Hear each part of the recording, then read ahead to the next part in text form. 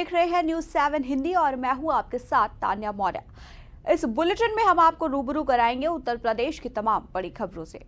बाराबंकी आप जिला अध्यक्ष गुरुराज सिंह ने कहा कि योगी सरकार द्वारा बिना सोचे समझे कानून का उल्लंघन करते हुए 16 जून 2025 को एक शासन निर्देश निर्गत किया गया है, जिसमें कहा गया है कि जो कम छात्र वाले परिषदीय विद्यालय हैं उनको पास के बड़े विद्यालयों में मिलाकर स्कूलों को बंद कर दिया जाएगा।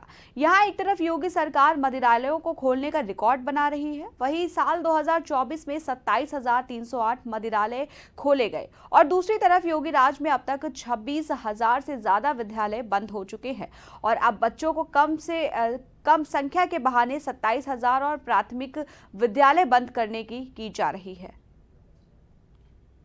यहाँ आज आम आदमी पार्टी के लोग इकट्ठा हुए हैं। जो ये तुगलकी फरमान जारी किया गया है उत्तर प्रदेश की सरकार के द्वारा पाठशाला को बंद करने का, 27,000 प्राथमिक विद्यालय बंद किए जा रहे हैं और 27,308 सरकारी शराब के ठेके खोले जा रहे हैं। उत्तर प्रदेश सरकार देश के बच्चों को, युवाओं को नशेड़ी बनाना चाहती है। ये देश के विरोधी फैसला है सरकार का, इसको सरकार को वापस करना पड़ेगा। देश के बच्चों को नशे में नहीं जाने दिया जाएगा। देश का जो ये बंटाधार करना चाहते हैं, इनकी मंशा को कभी कामयाब नहीं होने दिया जाएगा।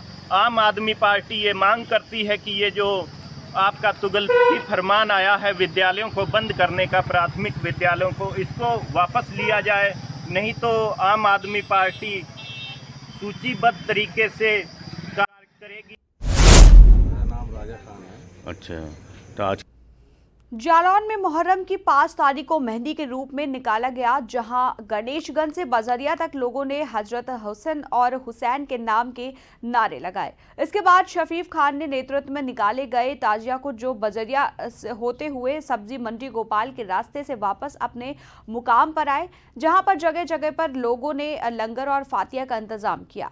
साथ ही अगर सुरक्षा व्यवस्था की बात की जाए तो सीओ सिटी व शहर कोतवाल मौके पर पुलिस बल के साथ मौजूद रहे। आपको बता दें, मौके पर भारी तादाद में अकीदतमंदों को भीड़ देखने को मिली, जिन्होंने बताया कि हर साल की तरह इस साल भी मुहर्रम की 5 तारीख को मेहंदी ताजिया उठाया जाता है, जो शांतिपूर्ण ढंग से निकाला गया। मेरा नाम राजा खान है। अच्छा, तो आज क्या रहा था? आज मुहर्रम की 5 तारीख थी। मगरिब के बाद 5 तारीख लग जाती है हम लोगों के यहाँ चांद की।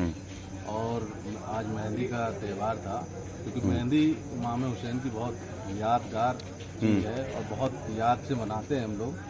और इसका आज बजरिया से उठा हुआ ये रूट पूरा गोपालगंज तक जाती है, ये फिर वापस अपने मुकाम पर आती है। तो आज अच्छा, सुरक्षा व्यवस्था का क्या इंतजाम रहा है इन बीच में?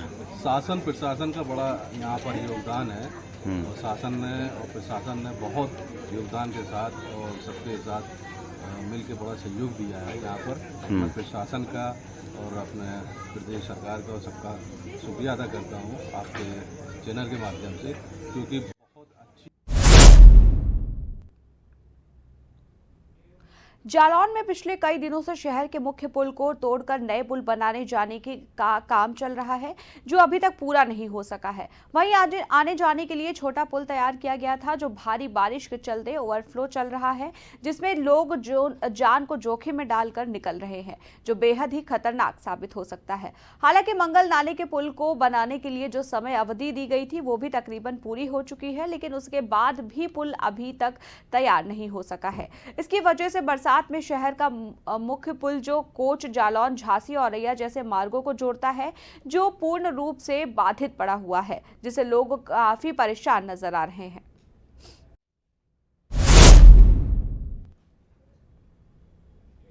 मामला अयोध्या का है, जहां 28 जून की रात एक युवक ने हाथ की नस काटकर आत्महत्या कर ली, जिसके बाद शव को पोस्टमार्टम के लिए ले जाया गया, लेकिन पोस्टमार्टम की रिपोर्ट आने के बाद ही कहानी ही बदल गई। रिपोर्ट में खुलासा हुआ कि युवक की गला घोंटकर हत्या की गई है।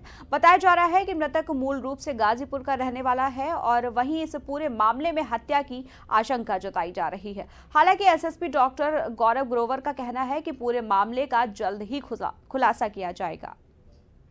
अयोध्या के थाना अयोध्या कोतवाली में 28 जून की मॉर्निंग में एक सूचना आई कि एक व्यक्ति राजेश सिंह, जो मूल रूप से गाजीपुर के रहने वाले हैं और यहाँ पर एक किराए के कमरे में रहते हैं, उनकी बॉडी उन्हीं के कमरे में हाथ में नस कटी हुई अवस्था में मिली है।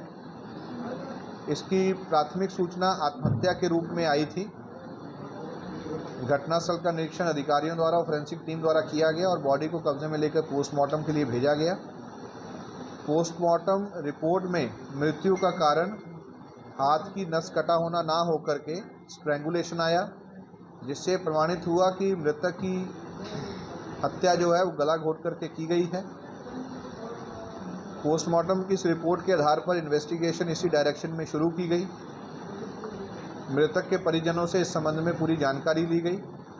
ये तथ्य प्रकाश में आया कि मृतक 3 साल पहले जनपद अयोध्या में आया था और ब्याज पर पैसे देने का काम करता था। इसका एक पूर्व परिचित धर्मवीर, जो कि गाजीपुर जनपद का ही रहने वाला है और पहले भी इनके साथ इसी तरह की कंपनी में काम कर चुका है। कुछ महीने पहले इन्होंने उसको भी बुलाया था। और 6 जून को 2 लूट की घटना। लखनऊ के आलमबाग कृष्णानगर पुलिस ने बीते दिनों थाना क्षेत्र में बिना नंबर प्लेट लगी बाइक से लूट की घटना को अंजाम देकर फरार हो जाने वाले चेन स्नेचर को सीसीटीवी फुटेज व मुखबिर की सूचना पर गिरफ्तार किया। वहीं पुलिस ने पकड़े गए स्नेचर्स के पास से लूट की चेन का टुकड़ा भी बरामद किया। बताया जा रहा है कि आरोपी पर पहले से कई गंभीर धाराओं में मुकदमा दर्ज है। पुलिस के अनुसार पुलिस ने पकड़े गए स्नेचर्स को लूट की चेन का टुकड़ा सहित घटना में प्रयुक्त बाइक बरामदगी के आधार पर जेल भेज दिया। दिनांक 9 मई को और 6 जून को 2 लूट की घटनाएं हुई थी, जिसमें कि दिनांक 9 मई की घटना में सुमन चक्रवर्ती नामक महिला, जिनके पति सीआरपीएफ में एक सिपाही हैं, उनकी एक चेन लूटी गई थी और साथ ही साथ 6 जून को एक रिटायर्ड सब इंस्पेक्टर हैं, उनकी पत्नी के साथ चेन लूटने का प्रयास किया गया था। इसमें हमने सफल अनावरण कर दिया है और जिसका मेन अभियुक्त मोहम्मद आसिफ सन ऑफ मोहम्मद साबिर, इसको आज हमने कृष्णानगर थाने से गिरफ्तार कर लिया है। ये नौबस्ता कानपुर का रहने वाला है और वर्तमान में ये दिनांक 1/7/2025 को एक जालौन में किशोरी ने छत से कूदकर आत्महत्या की कोशिश की। वहीं इस पूरी घटना का वीडियो पास में लगे सीसीटीवी कैमरे में कैद हो गया। वहीं किशोरी के परिजनों ने मोहल्ले के ही 2 युवकों पर परेशान कर प्रताड़ित करने का आरोप लगाया और गंभीर रूप से जख्मी किशोरी को इलाज के लिए जिला अस्पताल भेजा गया। हालांकि सूचना पाकर मौके पर पहुंची पुलिस ने दोनों युवकों को हिरासत में लेकर पूछताछ शुरू कर दी। आपको बता दें, पूरा मामला जालौन के कोच कोतवाली क्षेत्र के जयप्रकाश नगर का बताया जा रहा है। दिनांक 1/7/2025 को एक 17 साल की युवती द्वारा छत से कूदकर घायल होने की सूचना पर कोतवाली कोच पुलिस द्वारा तत्काल कार्रवाई करते हुए तहरीर के आधार पर सुसंगत धाराओं में अभियोग पंजीकृत किया गया। घटना में नामित 2 अभियुक्तों को हिरासत में लेकर पूछताछ की जा रही है। अभियोग की विवेचना गंभीरता से की जा रही है और सीसीटीवी फुटेज तथा अन्य साक्ष्यों के आधार पर अग्रेतर विधिक कार्रवाई की जा रही है। दिनांक 1/7/2025 को देखिए, वो तो सब शांत हो जाना चाहिए। समाजवादी पार्टी के राष्ट्रीय महासचिव शिवपाल सिंह यादव ने इटावा में चोटी कांड को लेकर सरकार पर तंज कसते हुए कहा, इस मामले में किसी को भी बढ़ावा नहीं देना चाहिए, इसे शांत करना चाहिए। कुछ लोग भाजपा के इशारे पर बढ़ावा चाहते हैं। हम लोगों ने सभी का सम्मान किया है और भाजपा के लोग इसको जानबूझकर बढ़ावा दे रहे हैं। हम सभी कार्यकर्ता और जनता से अपील करते हैं कि इसको बढ़ावा ना दिया जाए, शांत करना चाहिए। इसके साथ ही उन्होंने कांवड़ यात्रा पर कहा कि ये कांवड़ यात्रा बहुत ही पुरानी है और सरकार के फैसले अच्छे नहीं हैं। एसटी हसन के सवाल पर कहा कि हम लोग जाति को नहीं मानते थे, भाजपा के लोग आपस में इस तरह की तनाव पैदा कर रहे हैं। हमारे संविधान में सभी वर्गों को बराबर का हक दिया गया है। वहीं उन्होंने इटावा नेता अखिलेश यादव के खिलाफ दिए गए बयान पर कहा कि अगर समाजवादी पार्टी के खिलाफ और राष्ट्रीय अध्यक्ष के खिलाफ कोई भी गलत बयान देगा तो उस पर सख्त एक्शन लिया जाएगा, वो बर्दाश्त नहीं किया जाएगा।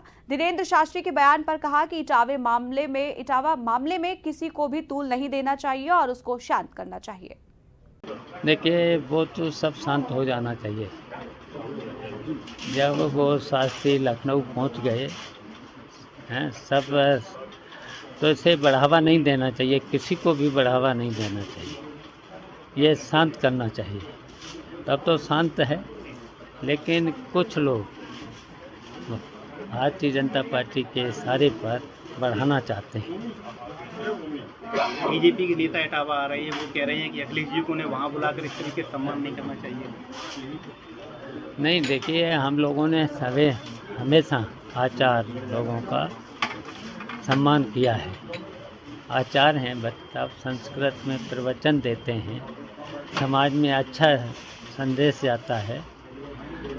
तो ये जानबूझ करके भारतीय जनता पार्टी के लोग इसको बढ़ावा दे रहे हैं, और हम अपने सभी कार्यकर्ताओं से, सभी जनता से हम अपील करते हैं कि इसे बढ़ावा न दें, वहीं पर शांत करें। जिस तरह से कांवड़ यात्रा शुरू होने जा रही है, जो उस रूट पर मांस और मदिरा की दुकान है उसको बैन कर दिया गया, नहीं खुलेगी इस कांवड़ यात्रा के दौरान।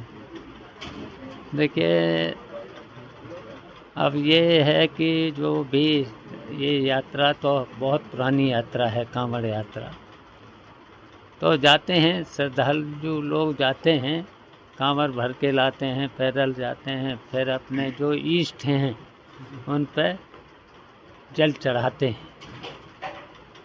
सरकार के इस फैसले को किस तरह से समाजवादी पार्टी देख रही है?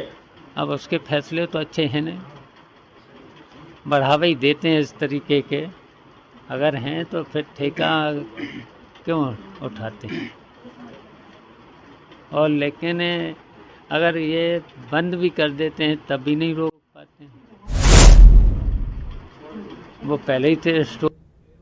इस वक्त के बुलेटिन में फिलहाल इतना ही। बने रहिए न्यूज़ 7 हिंदी के साथ।